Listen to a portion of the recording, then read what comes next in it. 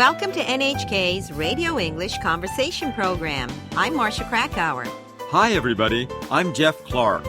We're here to enjoy learning English together.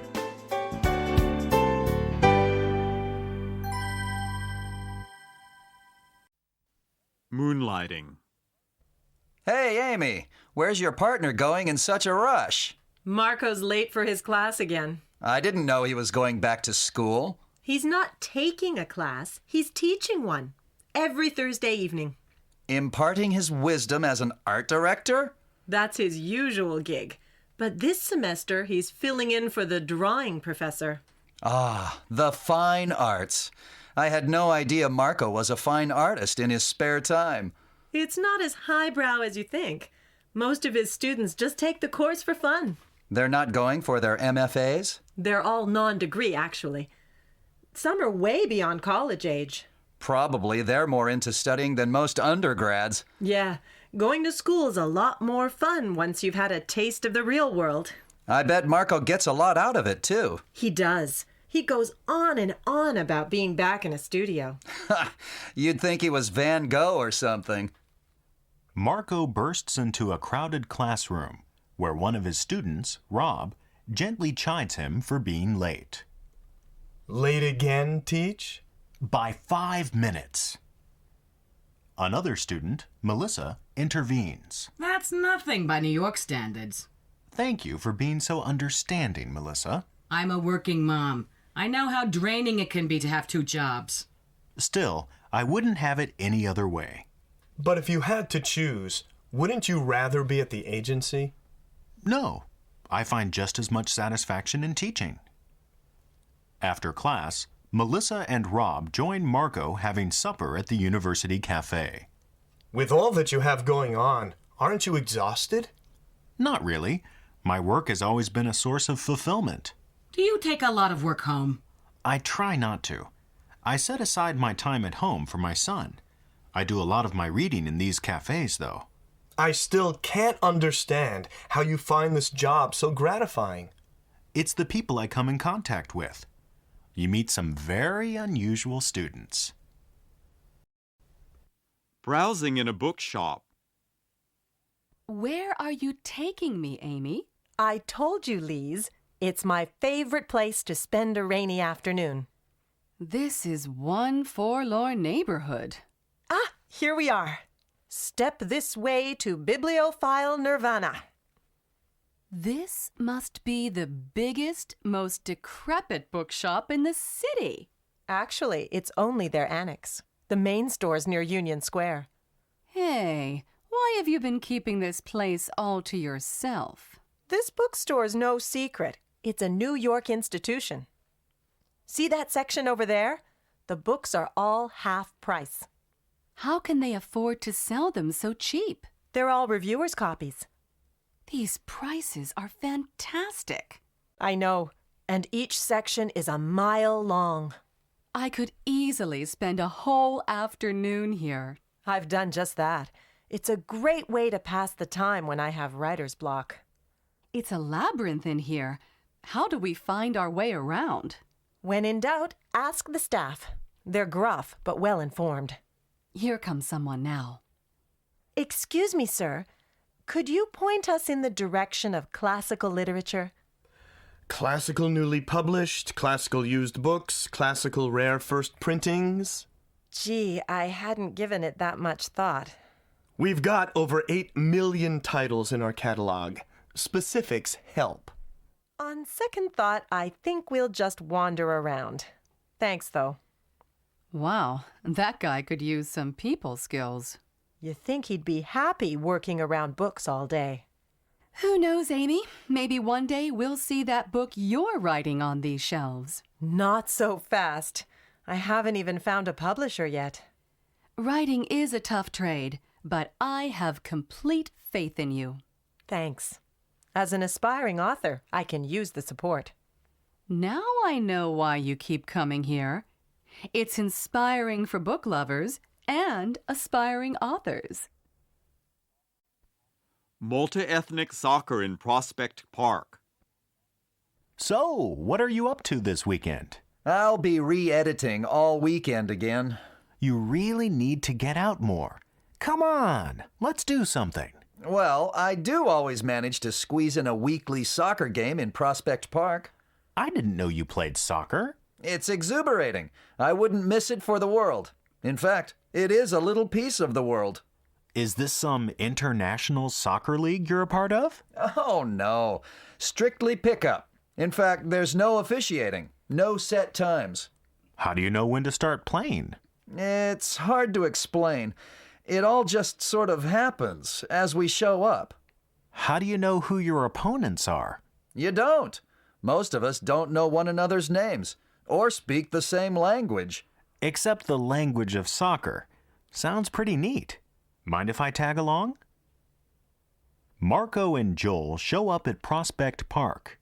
Joel calls out to someone he knows. Hey, Morocco! This guy really kicks for power. That's not his real name, is it? No, it's where he comes from. But that's how we identify each other. Hey, Manhattan. Are you up for a game? That's what they call me. Ready when you are, Morocco. This reminds me of the old sports cliche about just being happy to play. It does have a distinctive feel. What's up? I'm Marco. Can you tolerate a newcomer? Sure, as long as you're willing to do what it takes to pass the ball. Things can get rough on the field. Still, it's more relaxing than being at work. That's because there are no interruptions. You can really focus. But all these different nationalities, doesn't it affect playing style? Eventually, you just have to find a middle ground. Sounds like an athletic United Nations. On the contrary, we avoid politics at all costs. Go fly a kite. Jack and his friend Tiffany are flying kites in Central Park when they're approached by Nadim, an old schoolmate. Hey, Tiffany, don't tell me you call that kite flying. We're just out having fun, Nadim. We're not fierce competitors like you. Just say the word, and I'll teach you kite fighting, Pakistani style. How's it different from what we're doing? The way you fly a kite is nothing more than a leisurely pastime. Well, what else is it supposed to be? I'm a member of a kite flyers club. To us, it's a competitive sport. I've heard of that. It's where you use strings coated with powdered glass to cut your opponent's kite loose. That sounds underhanded, like you're cheating. Not at all. The whole point of the game is to be the last kite left in the sky. Well, I'm just out here to catch a good breeze. Yeah, Nadim. Everything's not a winner-take-all competition. I hope one day kite fighting will be an Olympic event. Are the rules consistent from country to country? No. For example, Afghans use fishing line instead of cotton strings. How do you overcome the difference in rules? We simply don't fly together. If you can't agree on string, how do you expect to come together for Olympic competition? Kites were invented centuries and centuries ago. There's plenty of time. Hey, the wind is picking up. About 5 miles an hour is ideal. And about 1,000 yards of line. Here, show me what you can do with my kite, Pakistani style. That's not possible. Yours is too delicate. Mine are tough and disposable. Disposable? You mean your kites don't survive a match? Exactly. Even the winning kite suffers a few tears.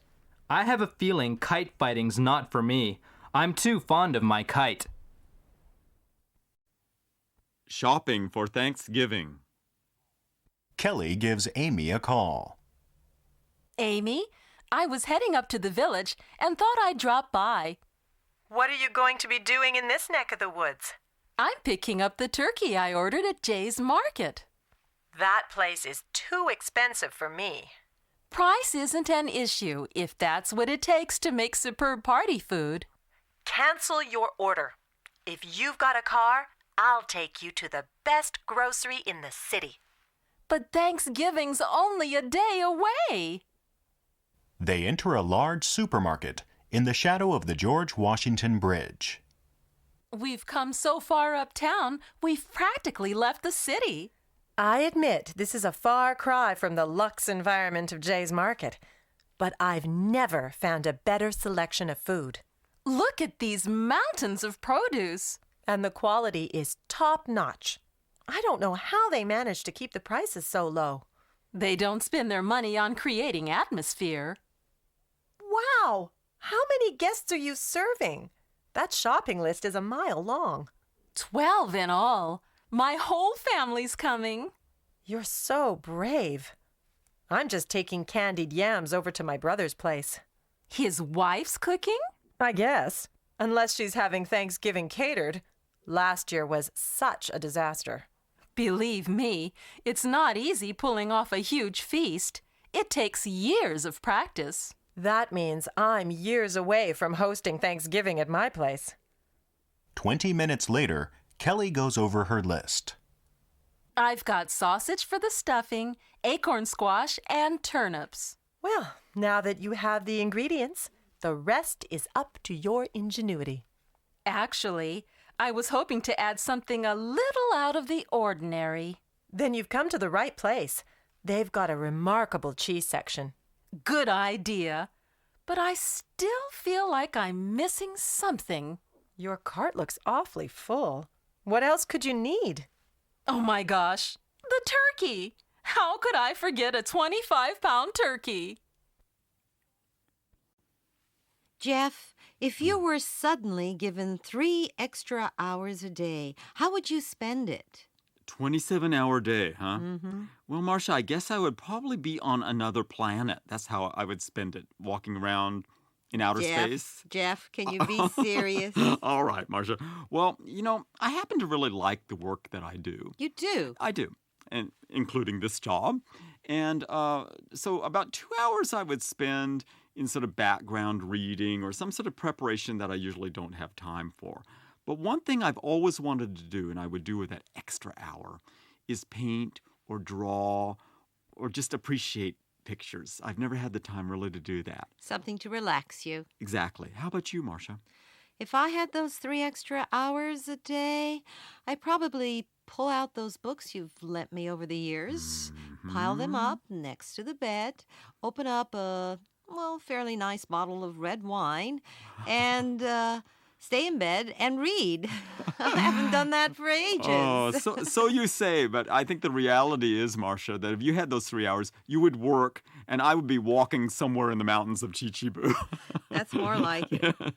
Still, Jeff, phrases like job satisfaction and personal growth have become part of our everyday language to assess our careers. Very true.